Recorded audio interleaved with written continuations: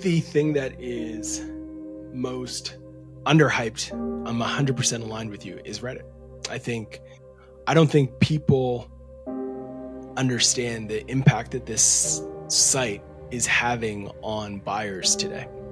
When you look at buying decisions, no matter if you're talking about a small deal or a big deal, people are using Reddit to make decisions. And Google picked this up because they noticed that when people would go to Google, they were starting to add the word Reddit to all of their queries. Google said, Reddit, you are now the second most visited website in the US. I think Reddit is a great platform for organizations to be.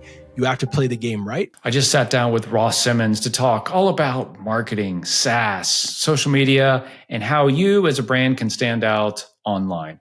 I really respect Ross and have followed him online for a long time and have been trying to get him on the podcast for a while. And I'm so glad I did, because I learned a ton from this discussion just to talk about, conceptually, how are we thinking about marketing today? Because dude, it's weird. It's really different than it was even 12 months ago. And so I think for you as a founder, how do you think about navigating brand and positioning and marketing and SEO and content and YouTube in the era of AI, when so many things are different than maybe when any of us got started as business owners and developers and product people? So Ross has really kind of concrete first principles thinking on this. I think you'll really enjoy the conversation with Ross Simmons. So I see this stuff from, I think, Andrew Chen, which is like, nothing is working right now. And like transparently, like that's kind of my experience, is like shit is really hard right now. Yeah. We're recording this like middle of August, 2025. Like I was chatting with a person who I think is like one of the best marketing people I know today, Mark Thomas. He's helping us with stuff, and it's like, gosh, it's tough. This thing that used to work like isn't working anymore. So my question for you is like, what's working? Yeah. Like, as you working with clients and seeing shit out in the marketing world, and you have visibility to a lot of folks, like what is working for like B2B and SaaS right now? Yeah, it's definitely been a shift in the water. The algorithms across most platforms have changed. Search is 100% changed. The world of just like, let's create a bunch of content and eventually it's going to rank, and let's get some links, and then we're going to generate pipeline from that. Like a lot of those playbooks are starting to evolve, if anything. One of the things that we're seeing work really well is empowering sales teams, marketing teams, product teams, even within an org, to talk on social and create content on social. There's a rise of people who are willing to, again, talk to people. This isn't new. This is marketing 101. But the more humans on your team who can act like humans on social and create content, especially video in particular, is standing out. That is driving real results in B2B. If you can be consistent and produce assets, that works. If you can build out an army and you have budget to kind of bring in micro influencers who might get paid on the impression level to produce assets and tell stories, that tends to work as well. You do need to understand the fundamentals of like lead generation and the fundamentals of this. And you don't want them to just talk about you and get impressions. But if you can have them create and deploy activities that lead to a lead, an email or a DM or a demo, et cetera, then those things are working really well when we talk about the sale. Some of the other old school methods are working well. And the issue is like, these are hard things. Like you say it's harder than ever, 100%. Like sending a video, sending a voice note, AI is making those things easier. But like if you can send and deploy a personalized Loom or a personalized voice note in someone's DMs on LinkedIn, those things are working. But they also worked 5 years ago, 10 years ago. They're just really difficult to scale. So that's kind of a bit of a snapshot on some of the things that we're seeing work well. And then I'd say the last piece, which has always been true, but is also tends to be hard, is creating ridiculously valuable assets. And I don't mean assets that you feel are cool, but that your audience actually thinks is cool. And it's so cool that it's not something you could just ask ChatGPT to go and create for you. Like it has to be ridiculously insightful data, proprietary data, or hard to capture and understand insight or information. And you give that to people, and then you chop it up in multiple ways, and then you start to repurpose and distribute it. That is still working really well. And AI makes it easier now to distribute those things and repackage those things. But the hard part is creating content and telling stories that no one else has.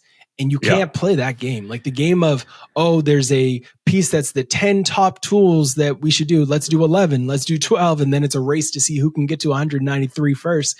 That playbook kind of works from a search lens and LLM optimization lens, but to really have that immediate impact on pipeline, I think you have to create stories and assets that turn the industry's head, and then you distribute that relentlessly. Yeah. Okay. That's a lot. That was a long answer to a short question. I need to be like taking notes. There's like 4 things I want to talk about there. One, repurposing. I know you're kind of the repurposing guy. We're definitely going to talk about that because I think there's a giant gap between I'll record a YouTube video and stick it into Opus.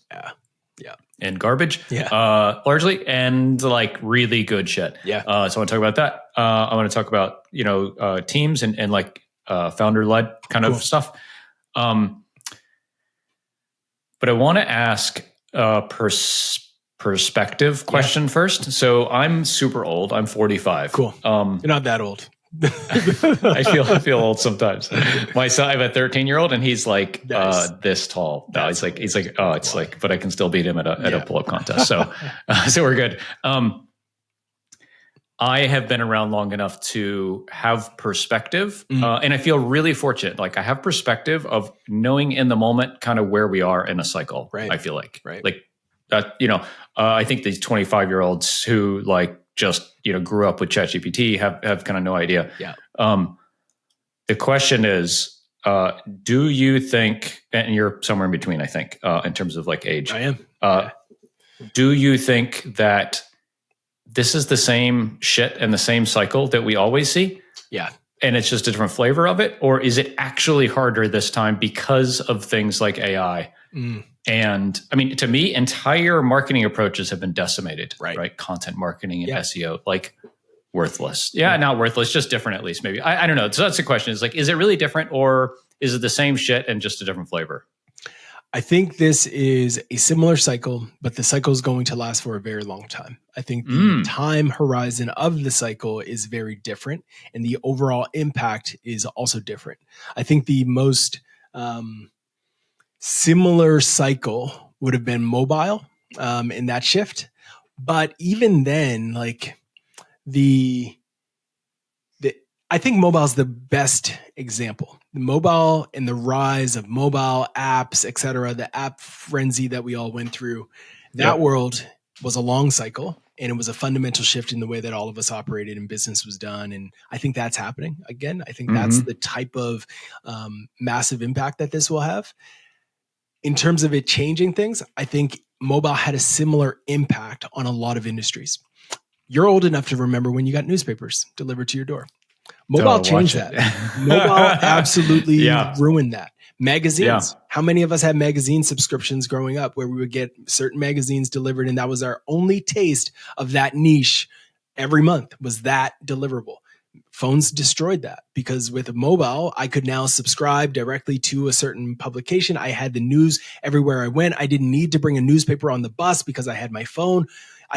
All of those things changed, right? Because of the mobile. And I think AI is going to have a similar impact, especially in B2B and in productivity elements, because you're going to be able to have agents do things while you're sleeping, while you're walking. You don't have to always go to the office and stuff like that. So I think this is a fundamental core human shift that is happening. And the way that we operate will forever change because of it, similar to mobile.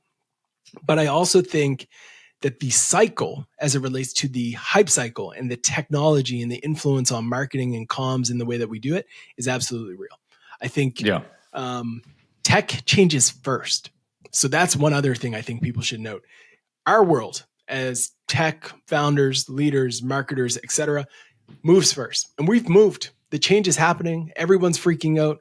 But if you go into industries like healthcare, if you go into industries like public health, like government, universities, it's 1999. It's 1999. There's no shift in marketing and comms. Like they just realize what SEO is in some of these spaces. So in our world, where it's super competitive and everybody's on the edge and there's a lot of innovators, there's a massive shift happening and we have to think differently and you have to get ahead of it. And you're innovating against some of the best, which is wild. Like you can see some of the stuff that people are doing with AI is going to be banned, I think. Like, I think a lot of it is going to get banned. I don't think we're going to be allowed. I think right now we're in a cool spot where everybody can do it's the Wild Wild West, but you fast forward a year and a half, I wouldn't be surprised if there's legislation saying you can't have any of these AI ads that are talking about products that they've never used. You can't have ads running with fake people talking about software that they can't experience. There's going to be shifts happen because there's a lot of money to be made right now getting AIs to give you product reviews and upload those to YouTube and then put a bunch of money towards it. And you get some people thinking that they're actually listening to someone who reviewed a product when the person doesn't even exist. Yeah, there's a massive opportunity right now. Is it ethical? Is it actually going to be allowed forever? No, I don't think. I don't think. Yeah, no, I agree. Unless the government's isn't on the same page as me, but I don't think it's allowed. There's no way this is going to be allowed. Maybe, who knows? But I did like a deep dive on HeyGen on my YouTube channel a couple days ago. Like terrifying. Like literally 5 minutes. Like real time 5 minutes. It was me, undistinguishable, 95% of the time. Right. And then, like everybody says, today is the worst that's ever going to be. Yes, exactly. It's only going to get better. Only going to get better. The funny story, I was visiting some family this past weekend and we started talking about it. And so my sister is an attorney and my mom still works and she's in sales and like academic, school software. Yeah. Neither of them have heard of Claude or Perplexity or Notebook, LM. Yeah. And think that ChatGPT is AI. 100%. Yeah. And none of them are allowed to use it at their work. Right. They use it on the side, which is terrifying. Yeah. Like we're still so early. People don't even realize how we are still super early in this whole cycle. That's why I said it's going to be a long cycle. It's going to fundamentally change everything, but it's a long time before mass adoption and understanding of the total impact.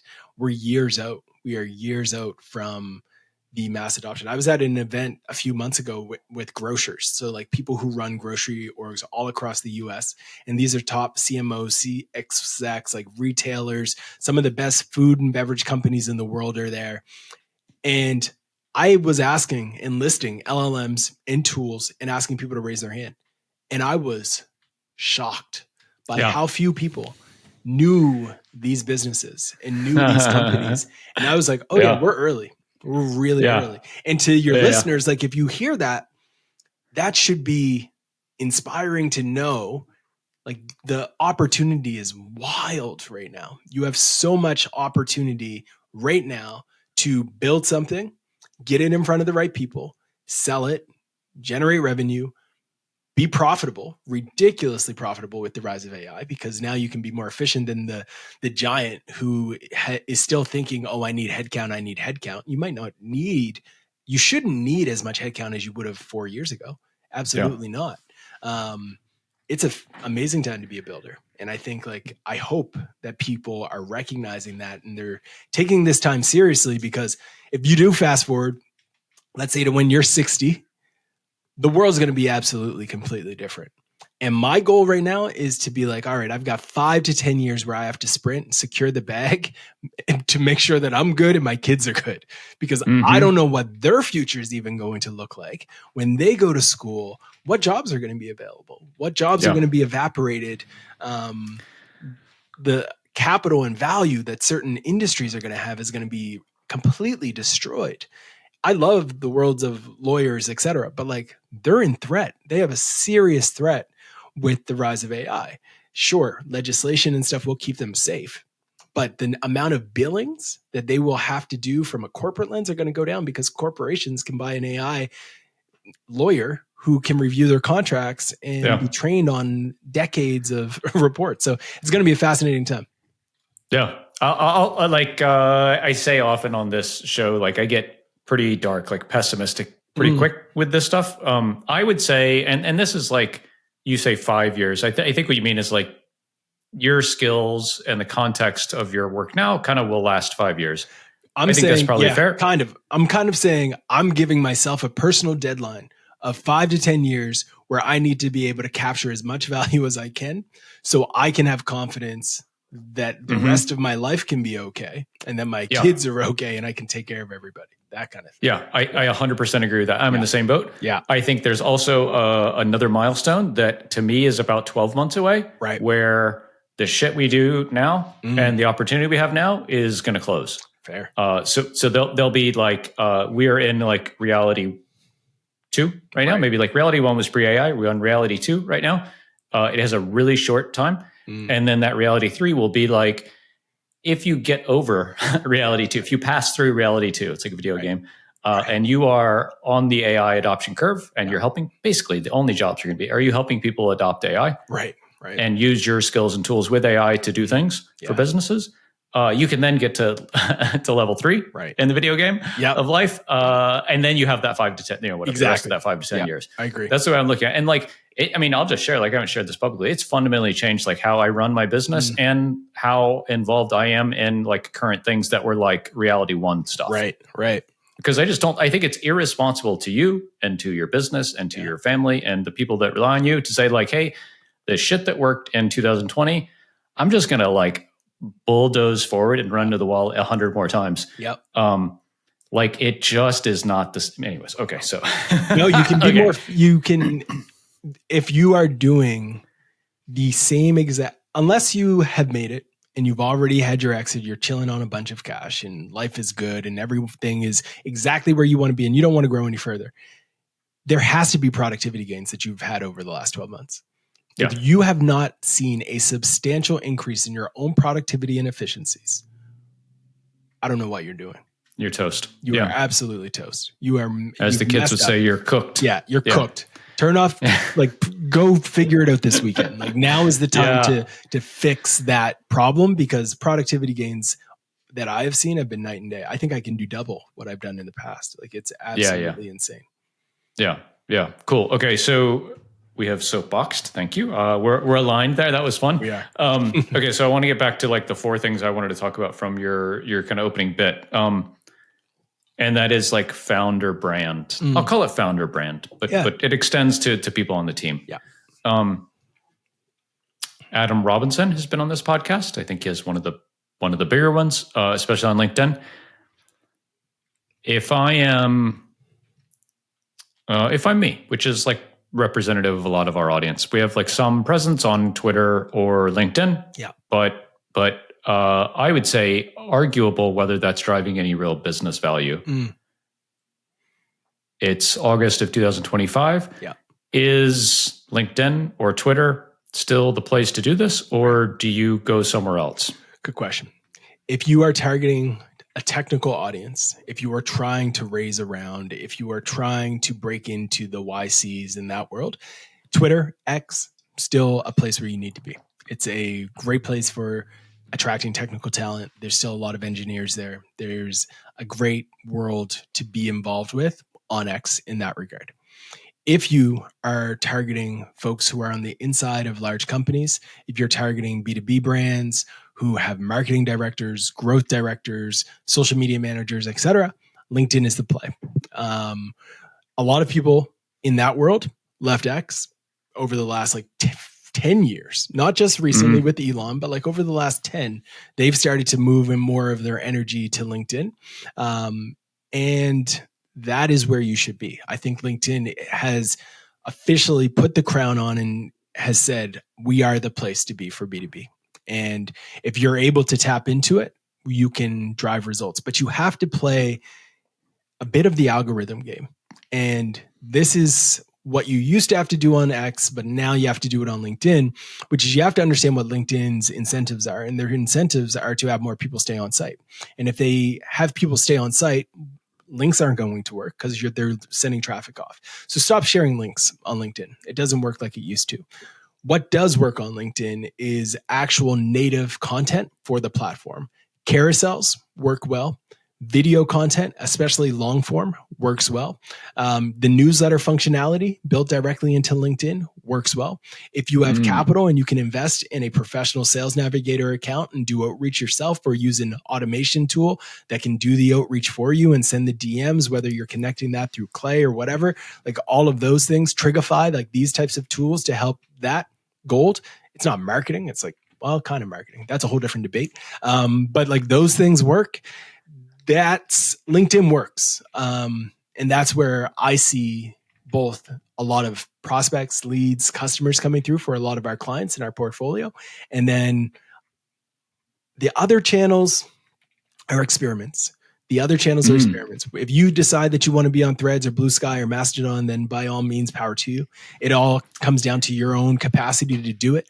I think the best thing to actually do with those channels, though, and again, everyone's different, but I think the best strategy here is to take what you are sharing on like a primary channel like LinkedIn or X, and don't worry at this point about the best practices of you have to customize everything for every channel. Screw that. You don't. Blue Sky, Threads, Mastodon, whatever those channels are that you want on the like peripherals, share the same thing that you would share on LinkedIn on those channels. And if there's a character limit, then share what you would have shared on X on those channels and drop your links relentlessly. And don't worry so much about the algorithm, because all you're trying to do on those is see if you can start to see a signal that you're generating some referral traffic to your content, to your blog, to your demos, to your signups page. And if you do, then maybe you should invest a little bit more time there. But right now, just play the signal game. So what I would do is I'd go all in on LinkedIn, double down all of my energy, unless I have a tech audience, then I'm going to do X. But I would go all in on LinkedIn, creating great content, video content primarily, storytelling, native, mix it up, try to keep people on site, get them to click. Make sure on your LinkedIn profile, there's this little feature where you can add a call to action. Make sure that that's there so people can go directly to a contact page or book a demo page. Make sure that functionality is built into your profile. Pay to have the premium LinkedIn account. So you have the little official, I think it's a blue end or a gold end, verified. Pay for that. I don't have any data that suggests that it increases your reach, but I would assume it does, especially in the first month and a half after doing it. I think there's something there. I haven't studied it, but I think when you verify, you get additional reach just because they don't want you to churn. And then that's your playbook. I would use something like distribution.ai, shameless plug, to like find content that you've produced, whether it's a podcast, a YouTube video, or a blog, and then write the LinkedIn post that you need to schedule over the course of the next week or two. But then just click in distribution.ai. You can select Mastodon, Blue Sky, Threads, and it will write the same post on that platform for you. So I would just let those go and just let them be the same message and wait for those signals. So long answer to a short question again, but LinkedIn, I think for B2B, SaaS, B2B brands, people selling to other orgs is still the play. Unless you are in tech, selling to other startups, then I think X is where you want to be with a bit of energy on LinkedIn.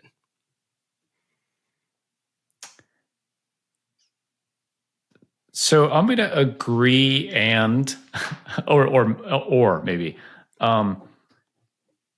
my personal opinion is YouTube is the best platform on the internet. Like not even social, but just like it's better than Reddit. It's better than your own website. It's better than anything. It's super fucking hard too. Right. Which is why it's the best, because like the 22-year-old in Peru with a ChatGPT account just can't make it happen. Yeah. So I'm in the middle of this thing I call 100 Days of AI. I'm doing a video every day about AI. Cool. And I'm 13 days into it now. And that's cool. It's incredible. Like I'm getting inbound shit like, hey, can you review my AI tool? All this kind of stuff. And like I'm like average, right? I'm pretty average at it. Yeah. But the thing I like about YouTube is it combines discovery and long form engagement in one, which you don't get anywhere else really. Right. And it's evergreen. Right. People find stuff from years ago, which like just even on LinkedIn, which I think has the next most kind of like longevity, like maybe you'll see shit that's a week old. Right. So like I'd say YouTube, again, depending on your purpose and your industry, like YouTube doesn't work for Castos at all, because like people aren't just that curious about podcasting. Like podcasting is pretty well baked, right? You get on Riverside, you record, use this mic. I think we have the same mic. Like, you know, it's like, it's pretty well baked. But like AI content, founder content, sales content, you don't know if you do it, but you would do really well. Like, it's a really good platform. I think the other one that is a bit of a sleeper is Instagram. Yeah. I think what I think happens is like we as founders in B2B are like, oh, I'm B2B. Yeah. My audience wears a tie all day and Right. all of this shit, right? Yeah. But like the reality is your audience 100% is on Instagram. True. And they're looking at, golf truck videos, or travel golf videos or parenting videos, all that stuff. Yeah. 100%. And so I think if you look at like from a competitiveness perspective, yeah, it's a barren desert out there. Yeah. Like if you're creating really good B2B content on Instagram, you're the only guy or girl doing it. Right. Yeah. It's a total flyer because like, it won't convert. And like the impressions, I think in the algorithm probably won't like you because so few people are really interested in it. But like, if I was like, I'm going to take a flyer and like really optimize some shit. Yeah. The good news is, I think like we're both saying though, is short form vertical content can be optimized for all of those channels. Yeah. So where I think the differentiator is, and I think you're right, is the way that I view the best channel is slightly different. When we're thinking about B2B, I believe I had this thing that I created way back called the distribution framework, which is the audience level of engagements on one axis and then the competitive channel saturation on the other. And in the top right, where you have highest audience engagement, but you also have high competitive saturation, that is like a money channel. And that's LinkedIn to me. It's LinkedIn because every B2B brand is there. Every B2B brand can get ROI there. And we know all of our audiences are there. However, if you go to high audience, but low competitors, then you're talking about what I would call like a rocket ship channel, which is high growth, high opportunity, high potential. I think Instagram is that. I think YouTube is that. And I also would argue that TikTok is that. And I think there's a ton of opportunity because there's low competition and the audiences are there, but the brands and the B2B brands are afraid of it. Reddit's also in there, but like the brands are afraid to go into these channels. Then we have ghost channels. The ghost channel is like low audience engagement, low competitor, and that's like question marks, like Snapchat. I don't know if anybody's still on Snapchat. I don't know if there's any B2B brand doing Snapchat well. They still have a publicly traded company. Are they good? Are they alive? I don't know. It's a ghost. It's a confusing place. Then there's the channels where competitors are still investing a bunch of money into, but the audience doesn't use it. And those are like those review sites, I think, not to like throw too much shade at them, but I think they're losing a lot of, but everybody's still buying it. Everybody's still spending a bunch of money with these review sites, but is anyone even seeing them anymore with the latest algorithm changes? I look at their Ahrefs traffic and it's down and to the right, but let's keep putting money into these channels that nobody actually uses anymore. So that to me is like in the bottom right of the pendulum, so to speak. So I am with you that the audiences are there on YouTube, Instagram, etc. I don't think the competitors are there, which makes it a little bit like high growth opportunity, but who's going to crack it? And this is where it's hard. It's hard because nobody has run a good playbook there. So who's going to crack it? Like Mr. Beast did. How do you do Mr. Beast for B2B? Right. I don't know. A lot of people are trying, but it's super boring. Everybody's boring. So like, but I'm with you. I'm with you. Instagram, I have seen a few people do it in the D2C space well. Like I haven't seen SaaS thrive. D2C consumer products are thriving there.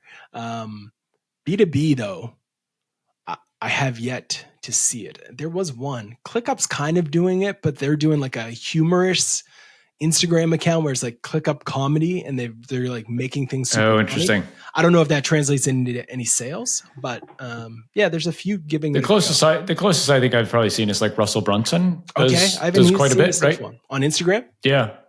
Promoting I think a lot of it's paid probably, but ClickFunnels, right? Yeah. I'll check it out. Yeah. He used to crush on Facebook, so I would assume he's using a similar methodology. Cool. Yeah. That's a good call out. Cool. So like if you think of even that lane, like between him and Hormozy and those guys, they're in the YouTube world. They're doing interviews. They're doing long form educational webinar style things, but it's ungated on the platform. just helping their ICP. They do have a broader audience, which I think helps with their Right. narrative. Right. But yeah, that's a good call out. I like that. Yeah. But yeah. you're right. Super hard. Super hard. Super hard. I do like the paid aspect of Instagram, arguably the best kind of paid platform in Right. Meta. And that's part of what draws me to it. But cool. Okay. So talked a little repurposing. We talked a little kind of founder brand stuff. We talked a little AI. I want to talk about SEO because I know this is something that you have experience in and talk about on Twitter. I'm just always going to call it Twitter. So we'll just that works. with my gray hair, we'll just call it Twitter. Okay, so we just finished up a pretty big series on this podcast about, I'm not calling it GEO, AI SEO. Okay, cool. And the consensus was largely right bottom of the funnel, high buyer intent content, and write a bunch of it from different perspectives because especially ChatGPT has a bunch of context about you, Ross, to know that you come from this place. So when you're searching for a podcast hosting platform, they might recommend Castos versus some of the other jokers out there because of who you are specifically. Right. Okay, let's just call like AI SEO kind of like a thing, and like we don't really know, but it's probably a lot of alpha, but a ton of risk. To your point before, right? Like nobody knows. The question I have is more around traditional SEO. Mm-hmm. We have about 500 pages on the Castos blog. Right. And we basically have done nothing with it in a year. Right. And I'm totally cool with that. Yep. Is that reasonable? Are those pages driving traffic? Yes. Quite a few of them have gone down. Yeah. Over the past 2 years, but they still drive traffic and trials. Right. Keep them up. There's no harm. As long as they're not having a negative impact on your website, your overall authority. But worth putting more effort into it to update those and write new pieces and all that kind of stuff, or just like let what's there kind of bake? If so, I always look at like the Ross hierarchy of needs, and the first need is always revenue. So if there's a page that is driving revenue or drove revenue before, and it's no longer doing that, I'm putting energy to it to get it back to where it was. Any page that used to make money should continue to make money, and I will invest to make that asset continue to pay dividends until I have a clear insight into that something fundamental has changed. That is a core belief of mine. If a page used to drive revenue and it's no longer driving revenue because it's no longer generating as much traffic, then it needs to be optimized and improved because it has potential and you're sleeping on more revenue. If a page has never driven revenue, it's simply driven some traffic and none of the traffic ever converted, I don't care about that page. That page is not important to me. It has no impact on how well I sleep. It's a great thing to have for people getting visibility to the brand, but at the end of the day, cash rules everything around me. So I'm going to focus on the assets that used to work and drive revenue and focus on improving those. That's my starting point. Then I look at my overall marketing efforts that I'm doing and I ask myself, okay, if I can get those things fixed, do I have other things that are worth my attention that might be net new pages? If so, yes, let's produce them. If not, then what else can I do with my energy and my budget to drive more pipe, more revenue, more deal opportunities? Yeah. So if something used to drive revenue, it should keep driving revenue. That's kind of that's my big... That's a short version. Version, yeah. Cool. Yeah, I think we're not alone in that, right? I think a lot of folks are like, especially we're $20 a month, right? It's like the playbooks available to us are limited, right? Compared to $500 a month where we can do outbound and sales teams and all this kind of stuff. Yeah. I think that is one of the most fundamental shifts, kind of getting back to AI in SaaS, is like content marketing still works. I'm not going to say it's dead. It used to work really well. Changed a lot. It's really different now. Just the volume of the market there is less, right? Right. Google search is down. You look at the data, 30, 50%. Yep. Depending on the keyword and the, persona of the searcher and stuff like that. Right. That is not insignificant. Exactly. Yeah, it's true. And I think people need to realize is like, where's the clicks going to come from?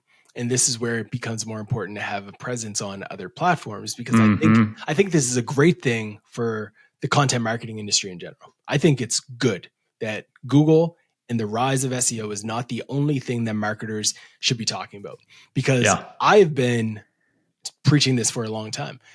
It's completely broken to think that every discovery starts with Google. Do some? Yes. Do most? Yes. But if I am traveling, I'm never using Google to figure out what restaurant I should go to. It will never happen. I will always go where I think the tastemakers are, which is TikTok and Instagram. And I'm going to type in restaurant in San Diego, and they're going to tell me this cool spot that all the young, cool people are going to. And that's where I'm going to book. I'm going to book. I'm not going to TripAdvisor where my parents are leaving the reviews. Not a chance. That's not happening. I know what I'm going to get there. I know I'm not going to Google to see who has the most 5 stars. No, I'm going to the source. I might even go to Reddit and put up a post and get local feedback on where I should go and hear directly from the source. And that is discovery. So the way that we've always thought about search was search means Google, when in reality, search means YouTube, search means Instagram, search means TikTok, search even means Facebook Marketplace and Amazon if we go into certain like consumer-oriented products. And now, finally, everybody's waking up to it. Yes, LLMs have shaken up the content marketing industry. So maybe you all should realize that it's not just about ranking in Google anymore. It's also about having a presence in these other channels. If I'm trying to find a software for screen recording, right now I'm trying to figure out what is the best software to track somebody's most movement on my site. I'm not going to Google. I'm probably not going to Instagram or TikTok, but I probably will put up a post in Reddit. I will probably go to a few WhatsApp groups and Slack groups I'm in and do a search and see if anyone's talking about it. I might put up a post in Discord. I might do a few other things to get the answer. I'm not going to Trust Radius or any of those sites.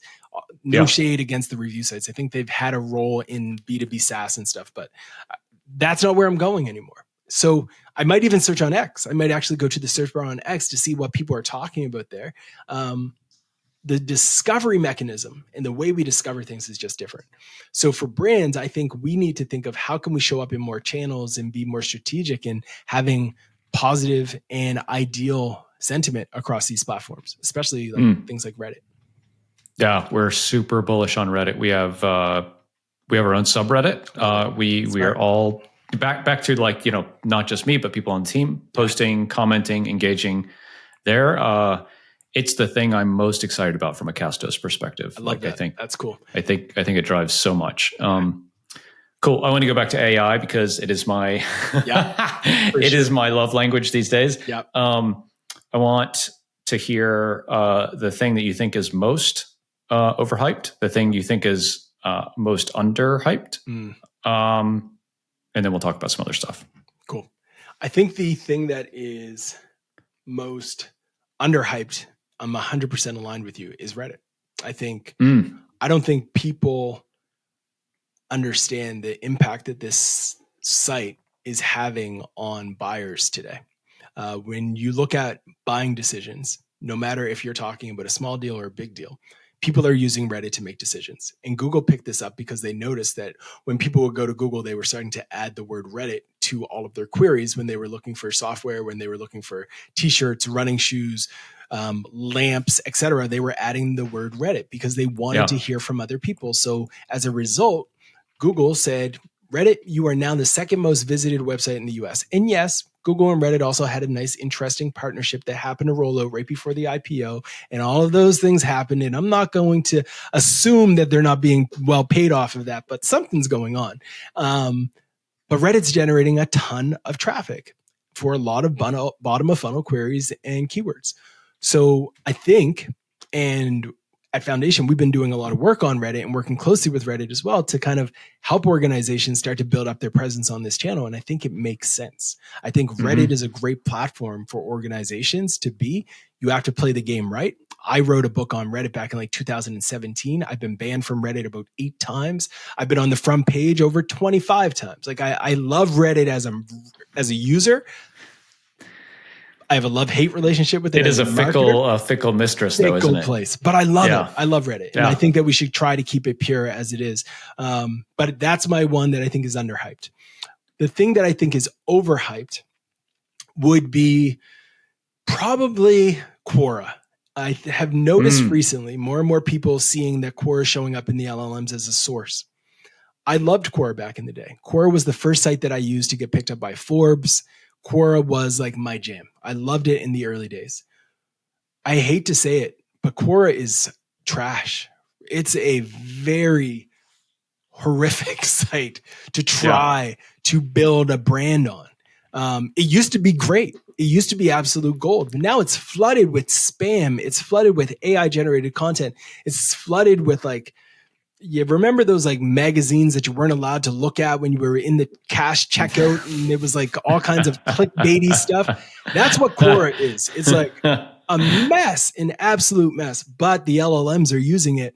However, from what I have noticed, the LLMs are actually using content from like 6 years ago on Quora to answer questions. So you can play the Quora game. You can try, folks. Everyone try. But your content, I don't think, is going to be able to stand out amongst any noise. So for any brand that's thinking, oh, we need a Quora strategy because SEMrush just announced that this is the third most sourced site in the LLMs, go for it. But if you're on my team, stay away. If I'm your friend, stay away. If you're my competitors, go for it. Go all in. Go all in. Do your thing. I love it. I love it. That's my thought. Yeah. Cool. All right. I guess I get mine, which is like, I think the biggest opportunity is probably YouTube. I think Reddit is right there. Both really difficult. Yep. Which is part of the opportunity. Again, like it's just not, you can't just flood it with a bunch of shit like you can Instagram or LinkedIn or whatever. The most overhyped one, I think, is probably like written content on your website, which is super unfortunate because that was all we did for 5 years. Right. So that's a bit of a bummer. Okay, I want to talk about AI tooling. Real quick. So ChatGPT 5 launched a week ago. It's been a week. It's dog shit, right? It's completely unusable. They rolled it back, and I'm using 4.0 again, which I'm like, thank you, God. I'll give. So I think the biggest disappointment. I'm going to give biggest disappointment, and the thing that I'm most excited about, and I'd love to hear from you. The thing I'm most excited about is Manus. I use the shit out of Manus, and it is by far the best tool. LLM, whatever. It's an agent, right? But it's the best thing. It's the best. It's amazing. Cool. It's by far the thing that I'm just most disappointed is, and I saw that they announced this yesterday, is Claude having kind of like eternal memory like ChatGPT has. Interesting. Which would be a total game changer, but it's not going to be all the time, only when you kind of ask it like, hey, you remember we talked about this thing. Right. So I think that's the big difference between Claude and ChatGPT is ChatGPT knows everything about me all the time. And that's why it's so good. Yeah. Because 2 months ago, when I told it to write a LinkedIn post like this, it's just going to write a LinkedIn post like that all the time now. Yeah. And it doesn't have to be a fucking project or a GPT or a training or even like a great prompt. Yeah. The memory is gold. Yeah, the memory is gold. So that's my like win and like shortcoming. But I'd love to hear from you. I'm obsessed with 11 Labs. Cool. So 11 Labs, audio AI, it's voice, it's like that type of a technology. And I'm obsessed with it because I'm sure there's other tools that allow you to do this. But for me, I will use ChatGPT in the evenings to do a deep research, and I make it a hard project for it to do. And I will ask it to write me up like a McKinsey level report and audit. And that's good. It's doing its thing. But then I'll take that and I'll upload it to 11 Labs. And when I'm going for a run, when I'm going for a walk, when I'm working, I have 11 Labs read this entire story and narrative for me so I can consume it passively. So instead of and I love podcasts, but I want personalized podcasts. And 11 Labs gives that to me by being able to take these tailored ideas and uploading them, and then I can listen and consume it, even in my own voice. I kind of think that's weird, but it's what I do. I like to hear myself saying these things to myself, and it'll break down a strategy, a framework, an idea. It talks about stocks, crypto, whatever I'm interested in learning, and it just puts it in my ears. And I have been obsessed with that. For fun, I also use it with my kids, and we play games, and I'll have random activities where it's like, oh, somebody from Pokemon's calling me, let's listen. And then they freak out and have a blast. Oh, that's so cool. Stuff like that too. Thing I would be disappointed in right now, I think I really don't know what I'm disappointed in. I think I'm most disappointed in Gmail's ability to adapt to the possibilities of AI. Yeah. I wish Gmail would wake up and G Suite would wake up. Google clearly has great AI and great people. What are they doing on the email side? I don't know what they're doing. I see a summary, kind of cool, but it's like basic. I wish they would do something like, you see the meme where you're like poking, do something. That's what I feel like I'm doing right now with Gmail. Like, do something cool for me. I'm just waiting for that. I wish they would do something cooler. Like, nothing is coming out from Gmail G Suite that I'm like, this is great. This is very impressive. This is wow. Yeah, I'm waiting for that. So on the former for you, like, you got to check out Manus. Okay. So it would take all the. I'm sure you're just like back and forth with ChatGPT a lot. You just type it in. So Manus is an agent. Okay. So you just be like, hey, research MicroStrategies and give me like the breakdown of when I should buy. Cool. And it just goes away for 10 minutes and it comes back with like McKinsey level shit. That's cool. I would then, and this is like, it's not going to be in your voice, but I would use Notebook LM. Okay. Cool. For your podcast stuff. It's not going to be in your voice, but it also would be free. Right. I pay a hefty subscription with 11 Labs. Yeah. That's cool.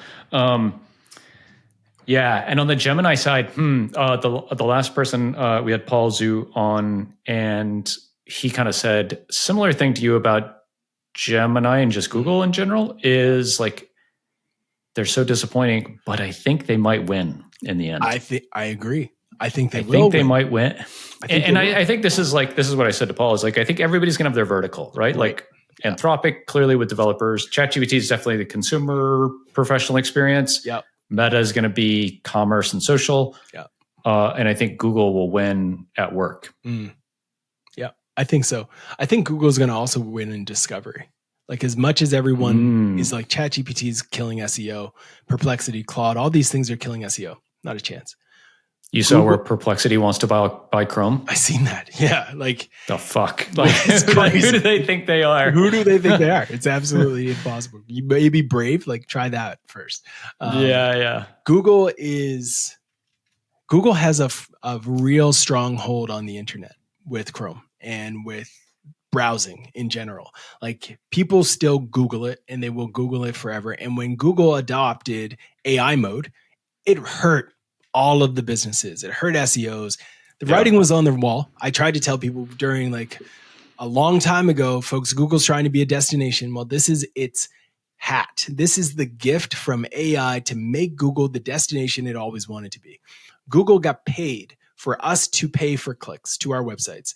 Now, Google is going to charge us for transactions. They're going to completely rethink their model, and we can complain and cry about, we're not getting our top of funnel traffic anymore. It doesn't matter. Shareholder value, man. Yeah. Shareholder value matters way more in the eyes of Google than whatever any SEO says on Twitter, what any SEO says on LinkedIn, whatever any website owner says. None of that actually matters to Google. We can cry, we can complain, we can go to conferences and say Google's bad. I don't actually care that much about it, because at the end of the day, we still need to do our jobs and get paid and provide for our families. So let's get over that and just think about reality for a second. The reality is Google sees a threat, which is why they rung the bell against AI and all of the LLMs. So what did they do? They took that entire interface and they turned it into their search experience. So now we have AI mode. Now we have a clear outcome that Google has built, essentially stolen. Same way that Facebook and Meta took it from Instagram and they stole all of the story ideas from Snapchat. It's the same playbook. They're stealing, and they're going to win because of it, because they already have distribution. I don't think Google can lose to ChatGPT. I don't think they can lose. I don't think they can lose at discovery to any of these tools. The only one that had a chance, and they're blowing it, is Apple. Yeah. What has Apple done? What are they doing? I think the only chance Apple has a chance if they buy Anthropic. I think that would possible. Be cool. That'd be cool. I called that it. Well, I said that would be cool a couple years ago. Cool. I think that still could happen. Yeah. Or on device. Yeah. Apple needs to do something. They need local, private. Yeah. They're another one of those do something kind of brands right now. Yeah. It's a trip, man. Yeah. It's a trip. Ross, this was awesome, man. Folks who want to connect with you, find out more about what you do, work with you, what's the best place? Yeah, I'm on all your favorite platforms. Easiest to find me is on LinkedIn or X. I'm at the coolest school on X. I'm Ross Simmons on LinkedIn. You can also just go to rosssimmons.com. I'm easy to find. Would love to connect with folks. And Craig, kudos to you, what you're building. Big fan from the sidelines, and thanks for having me on. Awesome, buddy. Thank you.